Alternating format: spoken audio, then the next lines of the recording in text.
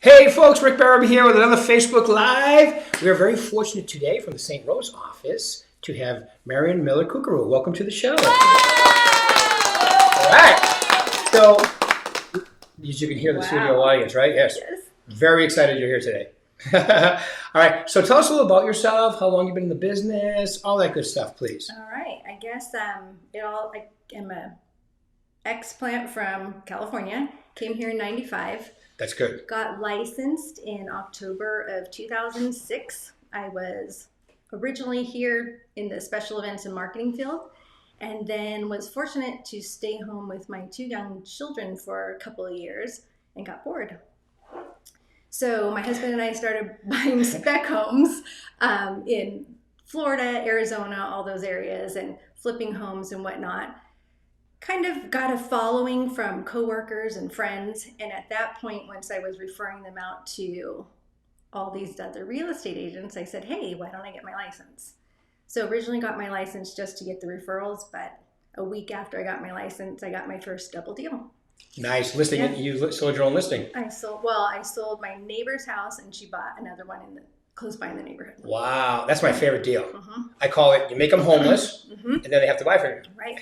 So, and then from there, it just kind of spiraled and was never part-time, and it's been the full-time gig since. Well, that's interesting. And you did some marketing too before as well, didn't you? I did. Yeah. So I came here 95 and then worked at Caesars in marketing and special events, and then kind of transitioned into my own company doing the convention circuit, working for big names like Sony, Panasonic, footwear companies, and did their booth design.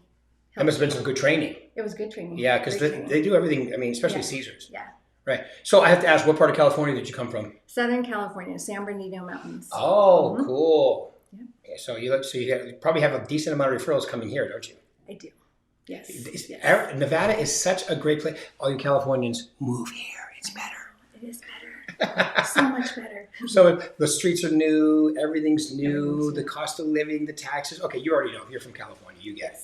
All right. So, and tell me a little about, we had a great event last Wednesday, Bras for a Cause. Tell me a little about that. We had such a great turnout. So exciting. So, as you know, Berkshire has done a Bras for a Cause for the last few years. Started off in the bullpen, very small, and each year we keep growing and growing. This year I was very grateful to be asked to be on the committee. So the committee members, we all kind of combined and had same worth ethic and, a little bit strong suits in areas of creativity and special events, but mainly commitment. So we were able to produce this amazing It really was. I was there. It was amazing. It was fun. The turnout was great with minimal marketing. You were a great part of that success. Thank you very much for your time and your fun and your energy. Appreciate it. And I think our final number is just over $10,000. For what? How many people are they going to send on vacation, do you think? So with the 10,000, that should allot us 10 people to send on vacation. And it's women with breast cancer, right? Right. They give each 1,000, and they find sponsors to send me on vacation. They find sponsors in destination locations to donate their Airbnb space and all the bells and whistles of the vacation. So we're super excited. Such a great cause. Yeah. And it was a great turnout, and you guys did a great job. It was decorated well. You guys had it in a great place, Twin Peaks. Very fitting name, in a joking way. But for a serious cause, and we had a lot of fun. And the 9 models were incredibly hilarious. Right. The 9 models were amazing. Thank you all for participating and just throwing yourselves out there. And we raised quite a bit of money for just us, our company, and without the exposure. So we hope to grow it, and keep doing good things in the community. It's great. No, and that's the other thing too. And Berkshire Hathaway, we're not only a real estate company, we also do things like that, which is great too. Right. It's great to give back. It makes you feel great, and it's for a great cause. And we also use the wrong side, a mirror image over here, and then we have the Sunshine Kids as well that we do.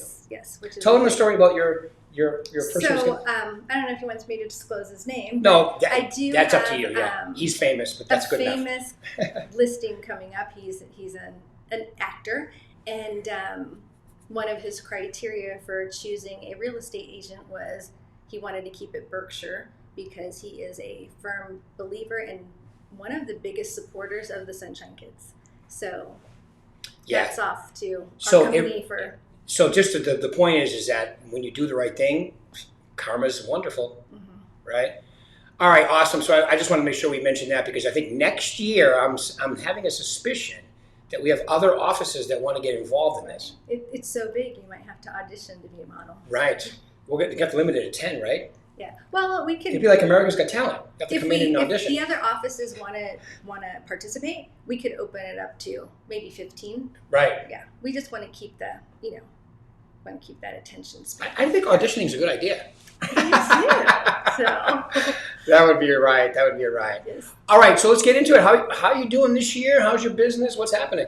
So this year's been great. I had a record-breaking first quarter. Nice. In 18 years of business, my first quarter was my best quarter ever. The year I'll probably fall a little short of what I set my goals for, but still going to put some good numbers up. So I maybe felt 2 weeks where it slowed down, which was nice to kind of catch your breath and regroup and work on some, pop buys and things like that. So for me, it's been busy. It feels normal. I think that you just have to kind of move with the market and then shift with it and know the product for your clients. So that would be my advice right now, just to keep plugging away, and the business is there. You just have to, move with the market and find them the house, right, or find the listings, or be educated about when you list the home, what's realistic right now in the market to move that property so they don't. Right. Get And discouraged. and we're what are we, like 20% off last year? I think MLS is 2020. It's not bad. So there's still like if I'm an agent and I want to sell 4 homes a month and there's 2,200, 2,400 transactions every month, there's plenty of transactions out there if you're working. Yeah. And I like what you said too. When you're having a great year when you say, yeah, I had 2 weeks slow down. It was great to catch up. Yeah. Right. Exactly. So grateful. But the past couple of weeks, I've had personally 2 listings, 2 closings, and 1 buyer opened escrow. So nice. 5 units in a couple weeks is okay by me. It's very good. Mm-hmm. And also, are you finding that your buyers are taking advantage of maybe buy downs and so forth because of the rates, or? Yeah, I do, and I feel like that's another important key is have the options for your buyers. Work with your lender so they have different products.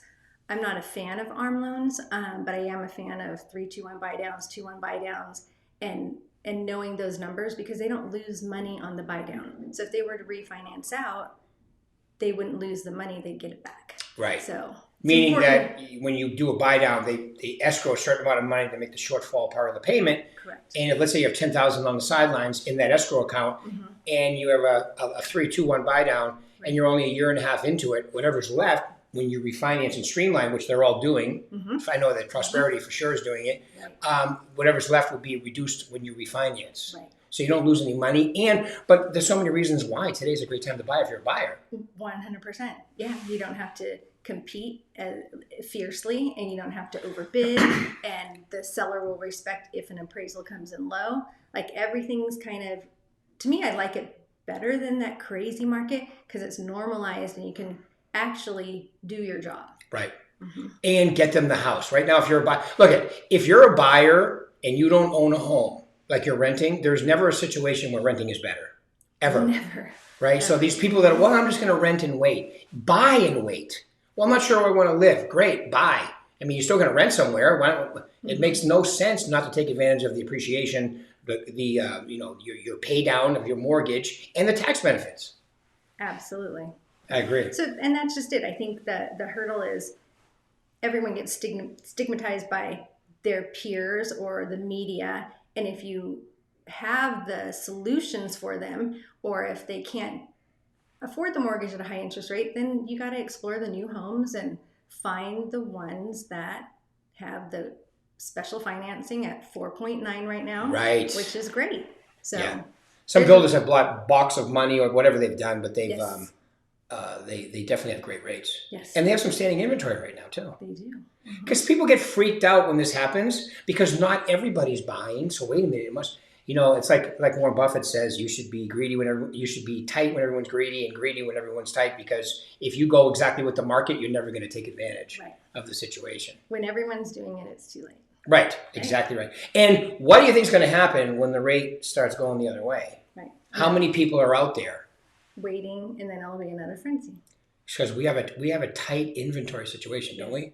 We across the nation, pretty much. Yeah. So it's not just us, but we do have more influx of the out-of-state people moving here for the reasons you mentioned before. Yeah, and where are you seeing your buyers come from? I know California, but any other states you see that a lot? Honestly, I have a good mix. So definitely a lot of Californians moving this way. Some have been here, and they sold a year ago, and they thought the market was going to drop. They didn't want to get caught in that frenzy, and now they're ready to stop renting at a high rate because they're renting a fully furnished home. And I also have first-time home buyers. Right. Yeah. Good. And investors. Last week I got 3 calls for people wanting investment properties. Investors are smart because they know that it's slowed down a little bit and they can get in there. Because they've had a hard time the last few years. Right. So if the investors are doing it, what does that tell you? Plus, you have companies like BlackRock, and I mean, there's a lot of equity companies that own a ton of single families, taking their money out of the stock market and put it into single families, because it's one of the best investments you can own right now, I think, definitely if it's your single family, if it's your primary residence too. Right.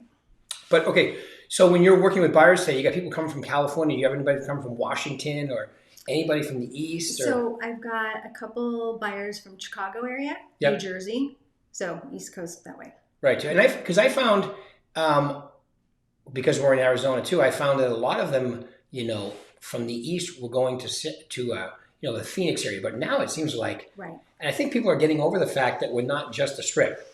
We're not just the strip and all the sports coming, and